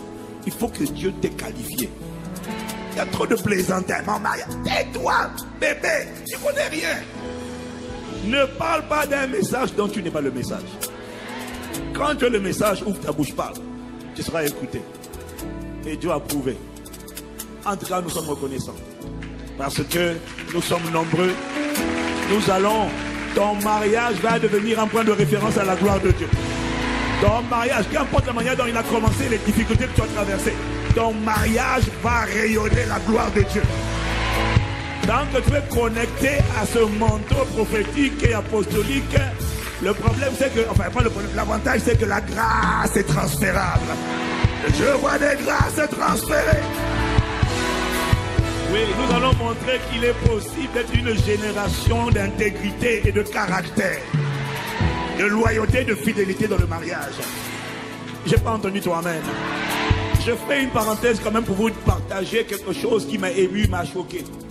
C'est que Benjamin Griveaux, candidat là, c'est pas plus dans mon message, ça c'est même pas dans mon message, mais bon, je le dis quand même. Hein, un candidat à la mairie de Paris qui se retire parce que des scandales sexuels ont été exposés. Des païens enseignent la sagesse à l'église. Des pasteurs dans l'adultère, dans les scandales de toutes sortes. Et ils ne se retirent même pas. Le monde a une plus grande dignité que certains qui s'appellent pasteurs. Misérables comme dit le pasteur Cambé. Que Dieu ait compassion. Mais la bonne nouvelle, c'est que Dieu s'est choisi un peuple. Un peuple qui montrera qu'il est possible d'être différent. Je suis en train de parler de toi et de moi au nom de Jésus. Si c'est à toi que je parle, donne-moi un amen vivant comme le tonnerre. Amen. Et enfin, ma dernière annonce ce matin, c'était juste une parenthèse. Oui, parce qu'il y a beaucoup de gens qui ébranlent la foi de plusieurs. Mon frère, c'est pas parce que tu entends qu'il y a des bandits de pasteurs qui sont tombés. Moi, je dis pas, je parle de bandits, c'est parce qu'ils font ça depuis longtemps. Quand c'est un accident, c'est pas du banditisme. Mais quand c'est des gens qui perpétuent ça depuis longtemps, c'est du banditisme. C'est des voyous infiltrés dans l'église avec le type de pasteur. Tout le monde qui s'appelle pasteur n'a pas été appelé par Dieu. Je ferme la parenthèse. Voilà. En tant qu'autorité apostolique dans la francophonie, je dois dire certaines choses qui ont besoin d'être dites.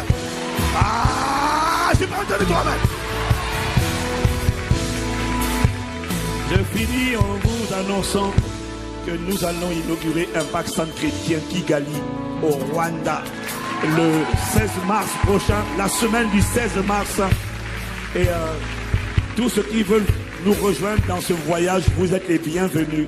Prenez vos dispositions, renseignez-vous. Ça va être une mission. On a loué un hall convention center de 2500 places à Kigali. Et ça va être un voyage formidable. On veut venir en assistance également à plus de 1000 personnes. Voilà. Avec des kits alimentaires, mais pas seulement alimentaires, des kits d'hygiène, des kits de santé, des kits de premier secours, des kits scolaires, à plus de 1000 personnes. Et on a besoin d'un budget, on a un budget de 40 000 € à trouver d'ici là. Donc faites en offrande à Impact Sans Frontières ISF, et elle sera vraiment d'une bonne odeur agréable au Seigneur. Je n'ai pas entendu ton amen. Merci d'inspirer les paroles de nos bouches et les pensées de nos cœurs. Rends-nous capables de transmettre fidèlement ta parole. Au nom de Jésus. Amen. Amen. Alors acclame encore le Seigneur. L'abondance d'acclamation, c'est très bien. C'est pas nuisible, c'est très bon pour la santé, c'est très bon pour les mains, c'est très bon pour le corps. Surtout pour toi qui ne fais pas d'exercice dans la semaine. Faire ça vraiment, ça te fait du bien. Alléluia. Au nom de Jésus le Christ. Quelqu'un dit Amen. Voilà, veuillez vous asseoir dans sa présence.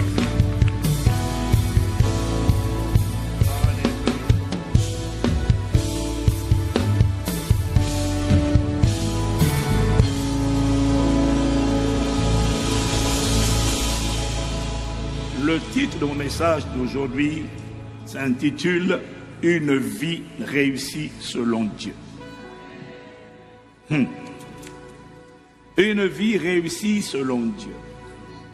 Nous sommes toujours en train de parler des types de prières qui te préparent, qui nous préparent à devenir inébranlables.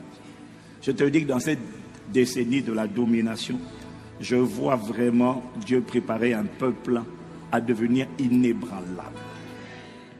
Nous sommes en train de parler du type de prière conforme à la volonté du Père. Nous sommes en train de parler du type de prière que le Seigneur veut nous voir prier afin de nous exaucer. Nous sommes en train de parler des prières utiles et pas futiles, primaires et pas secondaires. Des prières qui donnent à Dieu l'autorisation de nous exaucer en relâchant sur nous, Église, une grâce surnaturelle qui nous place au-dessus de la mêlée. Une grâce surnaturelle qui nous rend capables de triompher du monde, de crucifier la chair, de dominer les ténèbres, de marcher par l'Esprit. Cette grâce est libérée sur toi au nom de Jésus. J'ai dit qu'elle est libérée sur toi au nom de Jésus. Le pasteur Christian a enseigné dimanche dernier sur l'importance donc de prier pour connaître l'importance de prier pour connaître la volonté de Dieu. Demander à Dieu la grâce de connaître sa volonté. Et le Saint-Esprit aujourd'hui m'a convaincu de revenir encore sur la même thématique, à savoir la prière pour connaître la volonté de Dieu. J'ai envie de te persuader encore à ma manière, avec mon approche qui m'a donné, de prier, pas seulement toi, mais nous, Église, de prier désormais les prières en s'appuyant sur la prière de Paul aux Colossiens, c'est-à-dire la prière du Nouveau Testament. Est-ce que quelqu'un me suit?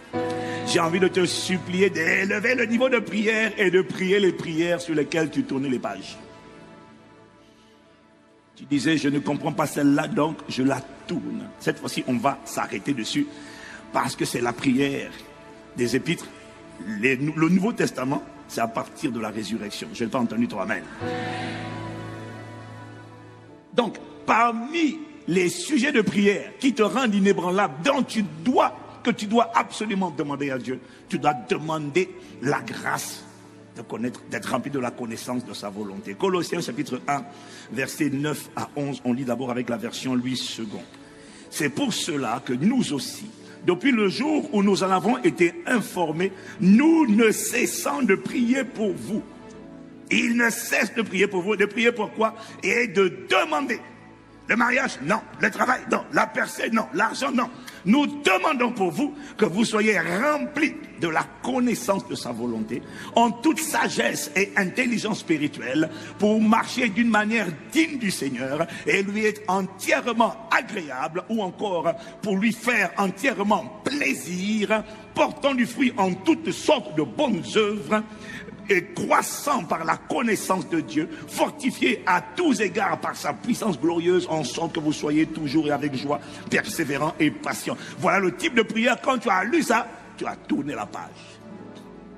Paul, je ne sais pas de quoi tu es en train de prier, mais je dis Amen. Mais je vais chercher les prières qui m'arrangent. Combat mes ennemis, Seigneur. Bien, dis à ton voisin, on a fini avec ça. Oh non, non, non, quand tu dis à ton voisin, il faut dire à ton voisin, parce qu'attention, tu es écouté sur internet et à la télé, hein. Sinon je mets la caméra sur toi. Quelqu'un dit gloire à Dieu. Le genre de sujet de prière, quand tu le disais avant, tu tournais, tu ne tourneras plus la page. Tu feras comme moi, tu vas t'asseoir et mémoriser. Parce que c'est la prière. De la même manière que maintenant tu as appris à prier. Seigneur, accorde-nous la grâce de comprendre avec tous les saints quelle est la longueur, la largeur, la hauteur et la profondeur de ton amour. Et de connaître l'amour de Christ, cet amour qui surpasse toute connaissance, jusqu'à être rempli de toute la plénitude de la divinité. Maintenant, tu sais faire ça, non? Oh, j'ai pas entendu toi, amen. Ah. Désormais, celle-là aussi, tu vas la mémoriser. Est-ce qu'on peut baisser un tout, ajuster un tout petit peu le retour, s'il vous plaît? Désormais, celle-là également, tu vas la mémoriser. Alors, on prend la même prière et on la lit à partir du verset 9 dans la version français courant. Et dans la version français courant, Paul dit ceci: c'est pourquoi nous ne cessons pas de prier pour vous depuis le jour où nous avons entendu parler de vous. Nous demandons à Dieu de vous faire connaître pleinement sa volonté. Eh, ma soeur, je prie pour toi. Pasteur, tu pries pourquoi? Je prie que Dieu te fasse connaître pleinement sa volonté, grâce à toute la sagesse et l'intelligence que donne son esprit. Après, attention, après maintenant il dit ainsi, c'est-à-dire le résultat de cette prière. Quand je vais demander, Seigneur, remplis ton église de la connaissance de ta volonté, en toute sagesse et intelligence spirituelle, pour marcher d'une manière digne de toi et être entièrement agréable. Le résultat de cette prière, c'est ce que te dit Paul ici au verset 10 dans la version français courant. Il dit ainsi: vous pourrez vous conduire d'une façon digne du Seigneur en faisant toujours ce qui lui plaît. Vous produirez toutes sortes de bonnes actions, d'actions bonnes ou encore de bonnes œuvres, et vous progresserez dans la connaissance de Dieu. Waouh! Si tu me suis dit Amen. Inutile de dire que lorsqu'il parle de la connaissance de Dieu, je prie que vous soyez remplis de la connaissance de sa volonté. Le mot grec, il ne fait pas allusion au savoir intellectuel, il fait allusion, mais ce n'est même pas seulement le dinosco dont on a parlé la dernière fois et Adam connut sa femme Ève. Ce n'est pas seulement un mot qui implique l'expérience, c'est un mot qui implique ici la connaissance parfaite. C'est le grec epignosis. En fait, ce qu'il est en train de dire simplement, littéralement, quand il dit je prie que vous soyez remplis de la connaissance de sa volonté, il n'est pas en train d'impliquer, de sous-entendre que je prie que vous connaissez sa volonté. Il est en train de sous-entendre que je prie que vous connaissiez et pratiquiez sa volonté. C'est ça en fait, epignosis. C'est pas juste de connaître, c'est connaître et faire. Mais pour faire, il faut connaître. Parce que tu ne peux pas opérer à une dimension que tu ne connais pas. J'ai pas entendu amen. Donne-moi encore amen. Donc Paul explique qu'en priant de cette manière, Seigneur, accorde-nous, accorde à ton église la grâce d'être rempli de la connaissance de ta volonté en toute sagesse et intelligence spirituelle. Paul explique que quand l'église prie ainsi, Dieu relâche sur l'église une grâce particulière, une capacité, laquelle? Celle de se comporter, de se conduire d'une manière digne du Seigneur. Et celle de vivre une vie qui lui fait plaisir. Une dimension, l'église atteint une dimension où le plaisir du Père devient sa priorité. et devient l'objet de sa quête. Et alors le résultat, c'est que la vie de ces croyants-là, la vie de ces chrétiens-là, va contribuer à enfanter les bonnes œuvres, c'est-à-dire la volonté de Dieu, c'est-à-dire les desseins de Dieu que Dieu voulait accomplir à travers chacun dans sa génération. Lorsque vous priez ainsi, il m'a dit, je relâche une grâce. Oh, miséricorde. Seigneur, merci pour cette grâce relâchée à partir de maintenant, au nom de Jésus. Je n'ai pas entendu amen.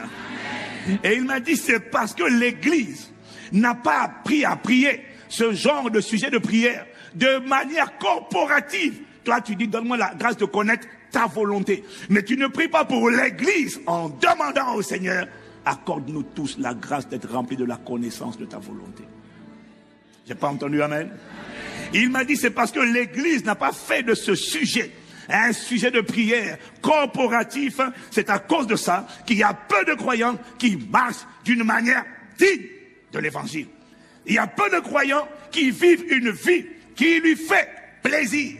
Il y a peu de croyants qui accomplissent les desseins de Dieu dans leur génération comme David. Il y a peu de croyants qui manifestent les bonnes œuvres pour lesquelles Dieu les a suscités. Pourquoi? Parce que vos sujets de prière ne sont pas conformes au Nouveau Testament.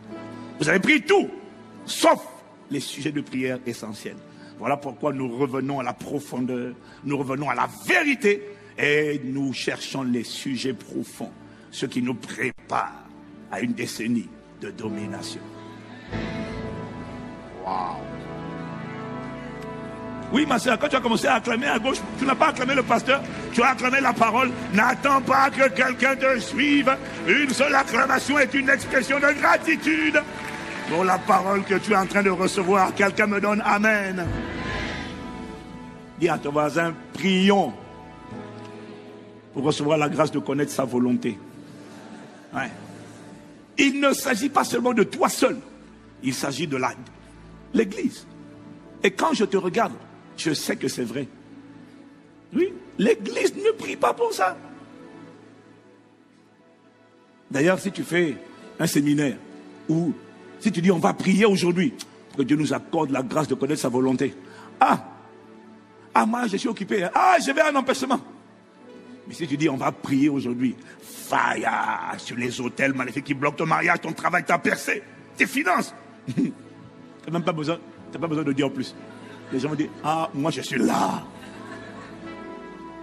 Dis avec moi, waouh. La parole de Dieu, il y a des choses qu'on sait, mais que je vais redire parce que Dieu m'a dit de le redire. Dis amen. Ouais. Je ne te dis pas ce que tu ne sais pas. Je te dis ce qu'il me dit de te dire. La Bible, la parole de Dieu, fait souvent référence à cette notion de la volonté de Dieu ou encore du plaisir de Dieu. Éphésiens 5. Verset 1, Éphésiens 1, pardon, verset 5. Éphésiens 1, verset 5. Nous ayons prédestinés dans son amour à être ses enfants d'adoption par Jésus-Christ, selon le bon plaisir de sa volonté. Dis avec moi, selon le bon plaisir de sa volonté. Oui, non, tu dois aimer ça. Il y a des expressions que tu dois aimer, que les rebelles n'aiment pas, les indépendantistes n'aiment pas. Selon le bon plaisir de... Non, il n'a pas dit selon ton bon plaisir à toi. Selon le bon plaisir de ça. Et amen. Répète encore avec moi. Le bon plaisir de sa volonté. Voilà, en disant ça, tu es en train de délivrer ta bouche et ton âme du matrimonisme. Hébreux 13, verset 21, version du semeur. Que ce Dieu vous rende capable. Et regarde la prière, mon Dieu. Que ce Dieu vous rende capable de faire le bien sur toutes ses formes pour que vous accomplissiez sa volonté. Qu'il réalise lui-même en nous par Jésus-Christ ce qui lui est agréable ou ce qui lui fait plaisir. Que Dieu lui-même réalise en nous ce qui lui fait plaisir. Ça, ce sont des sujets de prière du Nouveau Testament, de la nouvelle création. J'ai pas entendu. Je n'ai pas entendu. Là-haut sur le balcon, je n'ai pas entendu. Là-haut sur le balcon, je n'ai pas entendu. Oui. Ce sont des prières bibliques. C'est la prière que doit prier la nouvelle création. Alors, tu me diras, mais on en a parlé la semaine dernière, on va encore revenir dessus. Oui. Et la question, alors, ce matin, c'est, au-delà de tout ce qu'on a déjà entendu, pasteur Ivan, si tu devais me donner une seule bonne raison pour laquelle je dois prier, quand ça? De temps en temps ou tous les jours? Tous les jours! Pour que le Seigneur me remplisse de la connaissance de sa volonté. C'est-à-dire, pour que le Seigneur me rende capable de discerner et de faire sa volonté. On m'a annoncé plusieurs raisons. Mais si tu dois me donner une seule, laquelle ça serait?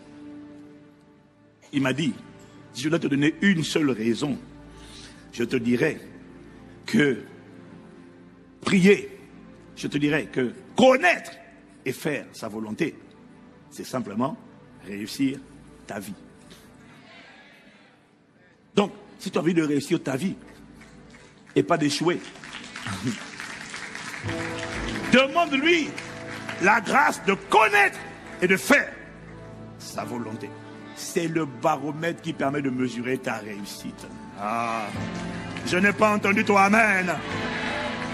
Ah oui, parce que la question, c'est quoi réussir ta vie? Et là-dessus, la plupart d'entre nous, on a la pensée du monde. On n'a pas la pensée divine.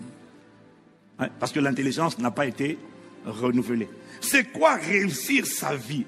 Selon le monde, réussir sa vie, c'est accomplir les objectifs et les rêves qu'on s'est fixés. Si on se fixe des buts, on se fixe des rêves, qu'on les atteint, on a réussi sa vie. Quelqu'un me suit? D'autres, selon le monde, considèrent que réussir sa vie, c'est s'offrir la vie qu'on a toujours rêvé de vivre. Si je m'offre la vie que j'ai toujours rêvé de m'offrir, alors j'ai réussi ma vie. J'avais prévu à 35 ans d'être marié, cadre, un bon salaire, 2 enfants, foyer stable. Quoi encore? On met quoi? On rajoute quoi encore? Hein? Bon, comme vous parlez de ce même moment, je n'entends pas trop bien. J'avais prévu d'avoir un bon foyer, une bonne maison, une belle voiture, une belle maison, avec piscine, s'il te plaît, hein? Et jacuzzi. Et un sauna en même temps. Et une salle de sport et de gym pour brûler les graisses. Oui, parce que ma soeur, mon frère, là, oui, il y a quelqu'un à côté de toi vraiment qui doit brûler les calories. Bon, dis seulement aïe là-dessus. Ouais, alléluia, aïe. Pour beaucoup de gens, réussir sa vie, c'est s'offrir, c'est vivre, c'est s'offrir la vie dont on a toujours rêvé. Wow. J'avais un plan. Et puis il m'a dit, il y en a d'autres. En fait, oui, pour résumer, il y en a qui résument, j'ai réussi ma vie au fait que je me suis offert la vie dont j'avais rêvé et qui m'a fait plaisir. Maintenant, je peux mourir en paix, rassasié de beaux jours sur la terre. Et beaucoup, à ça, ils disent, quand tu regardes, il a réussi sa vie. Mais est-ce que tu sais que tu peux mourir rassasié de beaux jours sur la terre? Si tu n'as pas Christ, tu vas en enfer. Mais est-ce que tu sais que même si tu as Christ et que tu as vécu ce genre de vie-là, tu peux mourir aux yeux de Dieu pauvre, parce que après ton départ de la terre, il n'y a aucune œuvre bonne qui t'accompagne. Il y a des gens qui vont entrer dans l'éternité broke, pauvres, down, fauchés, et ils n'auront rien, parce que la qualité de tes récompenses dans l'éternité dépend de la qualité de ce que tu es en train de faire maintenant sur la terre. Des œuvres bonnes, des œuvres que tu as agrées. La Bible dit dans Apocalypse chapitre 14 au verset 13, heureux dès à présent les morts qui meurent dans le Seigneur, oui, dit l'Esprit, afin qu'ils se reposent de leurs travaux, car leurs œuvres les suivent. Mais tu comprendras que les œuvres qui suivent ceux qui meurent dans le Seigneur sont les œuvres de Dieu qu'ils ont manifestées sur la terre. Parce qu'il y a des œuvres qui ne te suivent pas, elles restent sur terre, elles ne t'accompagnent pas. Je prie que ça ne t'arrive pas au nom de Jésus. J'ai pas entendu ton amen. Donc, bien aimé, le Saint-Esprit m'a dit de te dire, si on s'arrête à la qualité de ta vie terrestre, je me suis offert à la vie qui me faisait plaisir. Si on s'arrête à ça, ça veut dire que la plupart des méchants ont réussi leur vie sur la terre. Ouais, si c'est ça le baromètre, les méchants ont réussi. Beaucoup de méchants. Les dictateurs, les bandits, beaucoup. Trafiquants de drogue. Regarde ce que dit le psalmiste dans le psaume 73 au verset 2 à 5 et on va lire le verset 12 à 17.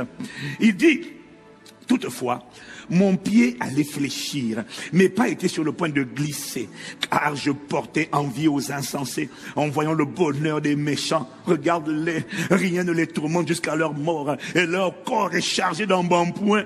Ils n'ont aucune part aux souffrances humaines, ils ne connaissent pas la galère, ils ne sont point frappés comme le reste des hommes. Alors on passe au verset 12.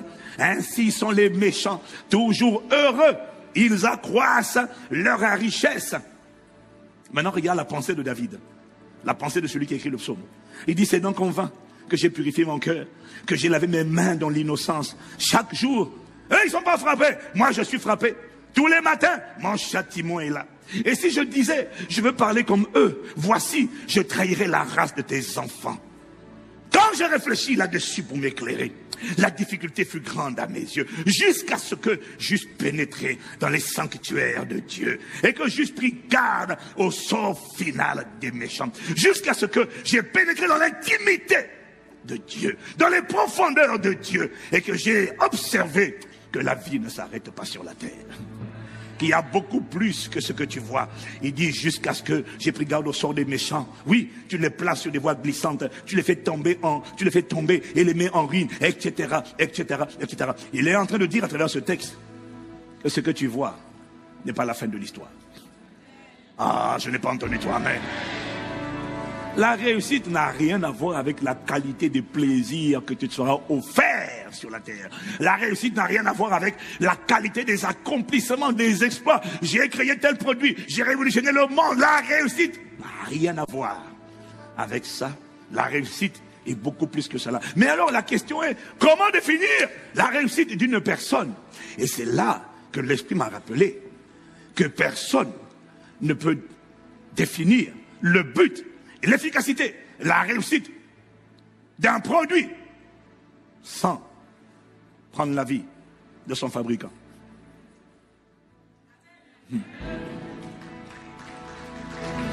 Personne ne peut attester de la réussite d'une création en dehors de son créateur. Une création ne peut pas dire à une autre création, un homme ne peut pas dire à un homme, tu as réussi, mais tu ne peux pas dire, qu'est-ce que tu en sais? Celui qui peut dire que j'ai réussi, mais une voiture ne peut pas dire à une autre voiture, tu as réussi. Non, il faut demander à celui qui a fabriqué la voiture. Est-ce qu'elle fonctionne exactement comme tu as prévu qu'elle fonctionne? Ah. Parce que, bien aimé, nous devons admettre que tu sois croyant ou incroyant, il y a 3 vérités que tu ne peux pas nier. La première vérité, bien aimé, il faut qu'on soit un peu intelligent quand même, hein? D'accord? La première vérité que tu ne peux pas nier, c'est que s'il y a une création, c'est qu'il y a un créateur.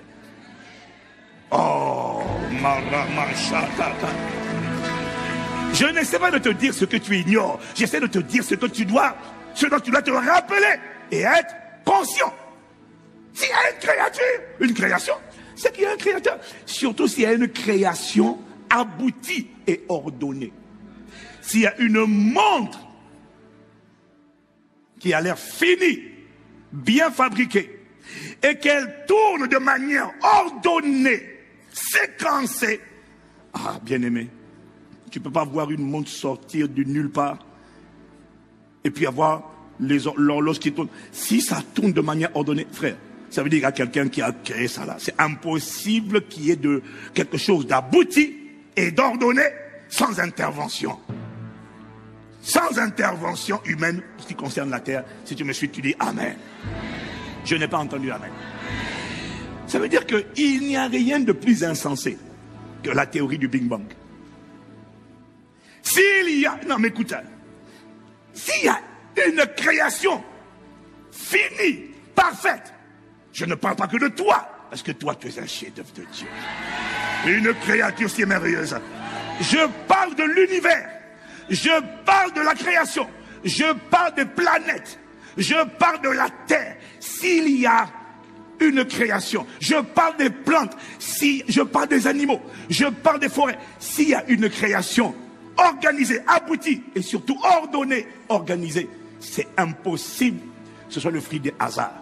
C'est impossible que ce soit le résultat d'un Big Bang. C'est impossible. Si c'était le fruit d'un hasard, si la création de l'univers et de la terre et de l'homme et de tout ce qui existe et respire était le résultat d'un hasard, d'un Big Bang, c'est-à-dire que bon, Dieu a parlé, Bing Bang, tout est sorti comme ça. Si c'était le hasard aurait continué. C'est pas logique. J'ai pas entendu amen. Aïe, aïe, aïe, aïe, aïe. Dieu m'a dit, l'ordre, dis avec moi l'ordre. L'ordre dans l'univers et sur la terre prouve que c'est impossible que le hasard, le Big Bang, ait fait cela. Regarde les planètes. Comment expliques-tu que Jupiter, Saturne, Vénus, Mars, toutes les planètes de notre système solaire tournent de manière ordonnée, séquencée autour du Soleil sans qu'il n'y ait jamais de collision? Si c'était le hasard, bien aimé, si c'était le hasard, à un moment donné, un jour tu allais entendre, hey, telle planète a cogné, exactement comme les taxis, exactement comme les avions, exactement comme les hélicoptères, mais dans l'univers, ça c'est les choses des hommes. Mais quand ce sont les choses de Dieu, il y a... Oh, ça ne peut pas être le hasard. S'il y a une création parfaite, c'est qu'il y a la main invisible d'un créateur qui a façonné toutes choses. Mais dis-moi amen, allons. Voilà pourquoi un grand scientifique a écrit qu'il faut beaucoup de foi pour être athée. Comment tu fais pour dire que Dieu n'existe pas? Comment tu fais pour me dire qu'il n'y a pas un créateur quelque part? Appelle-le comme tu veux, il n'y a pas de problème. Mais tu ne peux pas me dire que c'est le hasard qui a créé cet univers. Non. Regarde la planète Terre. Bon, on va continuer avec l'espace. Là où se trouve la Terre, qui gravite autour du Soleil. Est-ce que tu sais que nous appartenons à un système solaire? Nous sommes dans un système solaire qui s'appelle comment? La Voie lactée. La Voie lactée est constituée d'après les scientifiques, de milliards d'étoiles et de planètes, dont 8000 à peine sont visibles à l'œil nu. Et ils te disent que dans l'univers, ça c'est notre système solaire, il y a des milliards d'étoiles et de planètes. Mais dans l'univers, ils disent qu'il y a des milliards de systèmes solaires. Et comme par hasard, il y en a un seul. On a trouvé la vie humaine pour l'instant. Et on n'en trouvera pas d'autres. Non, Jésus revient bientôt. Ils n'auront pas le temps de trouver. Ils n'auront pas le temps. Jésus revient. Oh, non, non, non.